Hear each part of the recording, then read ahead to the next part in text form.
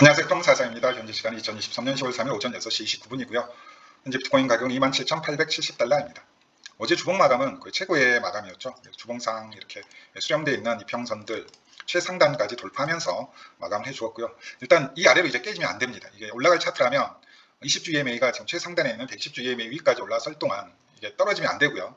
계속 여기에서 버티면서 14, 15, 16일 날 연쇄적으로 터질 호재를 기다리면서 동시에 일목 균형표상에 강한 응운이 양운으로 바뀌는 시기까지 맞아떨어지는 구간을 좀 기다리는 거죠. 결국 제가 계속해서 말씀드리는 6612 시나리오대로 지금 차트가 왔잖아요. 1월부터 반등을 해서 6월 말까지, 6월 말이니까 여기까지라고 할게요. 여기가 7월 3일 봉이니까 여기까지 한 사이클이 만들어졌고요. 상승 사이클. 그 다음에 이제 제가 조정 사이클이 대략 6개월 정도 있을 것이다. 그리고 그 조정 사이클의 중간에 저점이 형성이 될 것이다. 라는 말씀을 드렸었죠. 그러면 이렇게 되고 그 조정 사이클의 중간에 이제 저점이 나와야 되는데 뭐 9월 말 또는 10월 초에 여러모로 지금 좀 중요한 구간임에는 틀림없고요.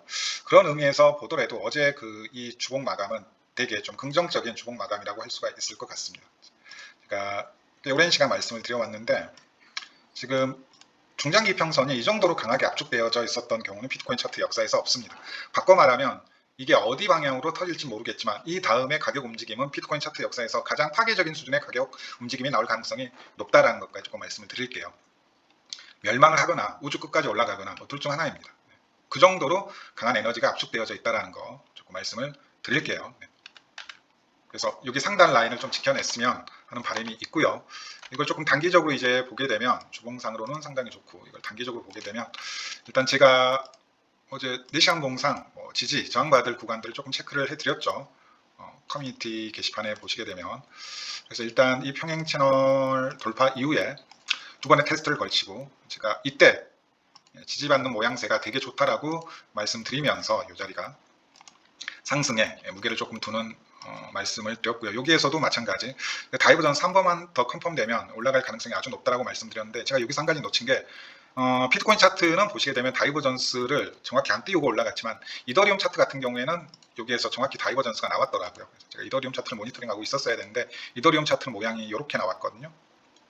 조금 더 떨어지고 이렇게 반등이 나온 모양새거든요. 이더리움 같은 경우에는 이더리움은 여기 저점을 갱신하면서 정확히 다이버전스를 컨펌시키고 올라왔습니다. 그래서 이더리움 차트를 보고 있었으면 여기서 조금 더 적극적인 매수를 했을 것 같은데 마지막 추매를 당겼을 것 같은데 저도 이 부분은 놓친 부분이고요.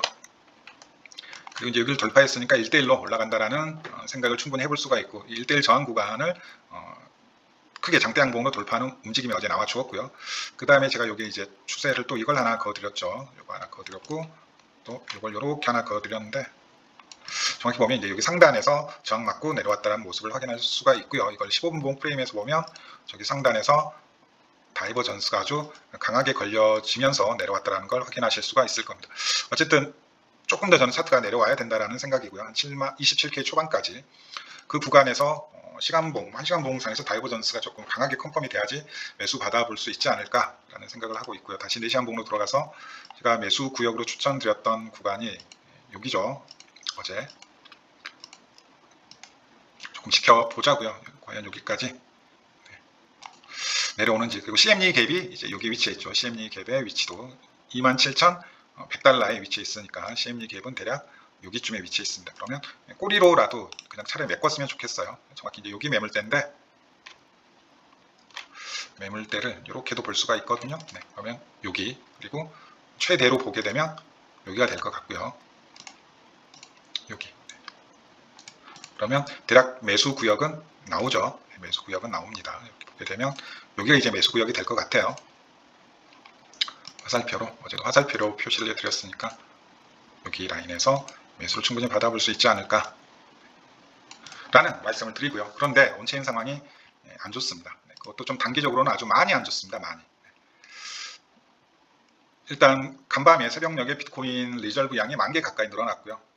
그 다음에 바이낸스 CDD가 거의 최근 3개월 이내에는 찾아보기 힘든 수준으로 올라간 상황이거든요. 이건 한참 거슬러 가야 될 것 같아요. 이때 이제 블랙록 이벤트 터지면서 차트가 상승하고 30K, 31K에서 횡보하던 구간인데 여기가 물론 이 물량도 많은 물량이긴 한데 그거보다 지금 더 많이 들어왔거든요. 근데 유동성, 시장 유동성은 이때하고는 비교할 수 없을 정도 메마른 상황이고요. 뭐 스테이블 코인 유입량 거의 없죠.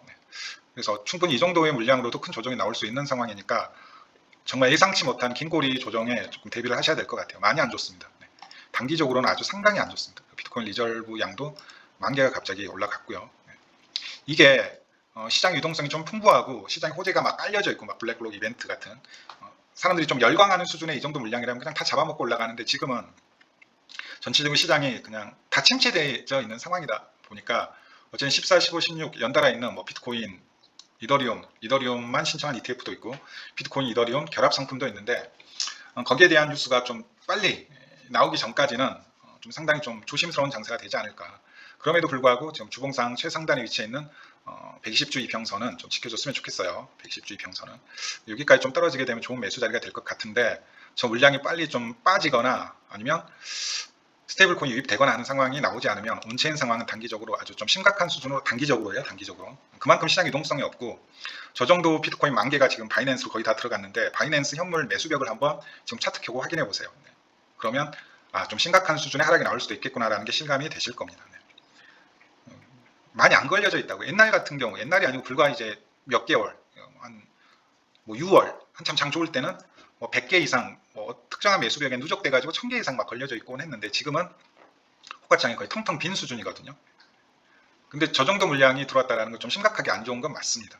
상승장에서는 이런 물량 전혀 안 무섭죠. 이런 물량 뭐 바이낸스 CDD 전혀 안 무서운데 지금은 이런 물량도 무섭고요. 뭐 채굴자들이 던지는 물량도 무섭습니다. 채굴자들도 지금 계속 집어넣고 있거든요. 어쨌든 보세요. 채굴자들도 계속 집어넣고 있다고요. 그럼 결국엔 제일 중요한 게 유동성이에요. 유동성. 이걸 이렇게 들어가더라도 잡아먹을 수 있는 유동성이 들어오면 좋은데 지금 유동성은 전혀 들어오고 있지 않다 이거죠. 그러려면 호재가 필요하고 그 호재가 14, 15, 16일 날 조금 집중되어 있다라고요. 한 10일 정도 남았는데 그동안 차트에서 무슨 움직임이 일어날지 좀 알 수 없는 노릇이고요. 어쨌든 기술적으로 보게 되면 여기는 좀 상당히 좋은 매수 자리가 될 것 같습니다.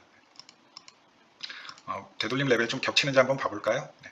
0.5 되돌림 레벨이 되겠네요. 전체 상승분에 대한 0.5 되돌림 레벨 대략 27,200달러 부근 여기가 만약 오게 되면 상당히 좋은 매수 자리다. 하지만 이것도 좀 단기적으로 보셔야 될지도 몰라요. 온체인 상황에 따라서 달라지겠지만 오늘 방송은 짧게 좀 여기까지 말씀을 드리고요. 주봉 마감은 최고로 잘했습니다. 하지만 단기적으로는 되게 좋지 않다라는 거 잊지 마세요. 아시아 시장에서 차트 끌어올리면 그건 개구라일 확률이 아주 높다. 계속 강조드리죠. 하지만 반대로 내가 자고 있는 사이에 차트가 올라가 있네 아침에 그러면 되게 긍정적인 신호다. 이렇게 보시면 될 것 같습니다. 아니 그럴 거면 차라리 올리지 말고 차라리 여기서 횡보를 하는 편이 더 나을 텐데 올려놓고 떨구니까 좀 심리적으로 좀 서운하죠. 네. 감사합니다. 제가 31K 돌파 나오기 전까지는 좀 방송을 최대한 좀 자주 올려드리도록 할게요. 그리고 31K 돌파 이후에는 아마 유튜브 방송을 올해 내로 좀 접을 생각이거든요. 결국 이제 구독자 늘리는데도 실패한 것 같고 그 다음에 내년 1년은 말씀드렸죠. 최고의 기회가 펼쳐지는 장이기 때문에 거의 몸을 갈아 넣는 수준으로 좀 매매에 집중해야 될 것 같아요. 내년 1년은 정말 최고의 기회입니다. M2 지표 분명히 저는 올라갈 거라고 보고 있고 미국 대선이라는 게 4년마다 한 번씩 오는 사이클이잖아요. 놓칠 수가 없죠. 어쨌든 31K, 32K 돌파 전까지는 최대한 조금 부지런히 분석 영상이나 아니면 분석물들을 커뮤니티 게시판이든 아니면 유튜브 시황으로든 올려드리도록 하겠습니다. 겨울 동안 좀 버텨낼 수 있는 몸 상태와 체력 상태를 좀 만드는 게 정말 중요한 것 같아요. 저는 개인적으로. 네, 감사합니다. 네, 즐거운 한 주 되시고요. 네, 좀 조정 준비 좀 하세요. 네, 좀 크게 올 수도 있습니다. 조정이 좀 크게 오게 되면 여기까지도 이제 떨어질 수 있다라는 겁니다. 쉽게 말하면 여기 추세선 지금 달고 갈 확률이 높거든요. 크게 떨어지면 여기까지도 떨어질 수 있다라고요. 그래서 위에는 지금 저항, 아래는 지지로 작용될 확률이 아주 높다라는 거 좀 말씀을 드릴게요. 14, 15, 16 때까지는 버텨야 됩니다. 버텨야 됩니다. 차트가. 네, 감사합니다.